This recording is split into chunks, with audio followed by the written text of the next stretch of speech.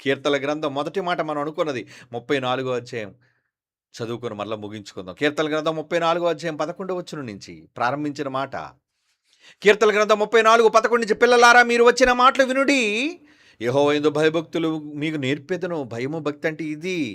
12వ వచనం, బ్రతకగోరువాడు ఎవడైనా ఉన్నాడా? మేలు నందుచు అనేక దినములు బ్రతకగోరువాడు ఎవడైనా ఉన్నాడా? అయితే చెడ్డ మాటలు పలకకుండా నీ నాలుక, కపటమైన మాటలు పలకకుండా నీ పెదవులను కాచుకో. కీడు చేయటం మాని మేలు చేయము, సమాధానమును వెతికి దాన్ని వెంటాడము. అదే కదండి, ఎప్పుడు క్రీస్తు పూర్వం చెప్పబడిన మాటలు మరలా నూతన నిబంధనలో దేవుడు మీకు మరలా సంఘానికి జ్ఞాపకం చేస్తున్నాడు అంటే కారణం, మీ కుటుంబాలు బాగుండడం మీకొద్దా? మీ కుటుంబాలు శాంతి సమాధానాలు మీకొద్దా? నీ కుటుంబంలో నీ పిల్లలు నువ్వు సంతోషంగా ఆనందంగా ఉత్సాహంగా ఉండడం మీకొద్దా? నాశనం కావాలా? శ్రమలు కావాలా? ఒకరితో ఒకరు ఏమండి సమాధానం లేకుండా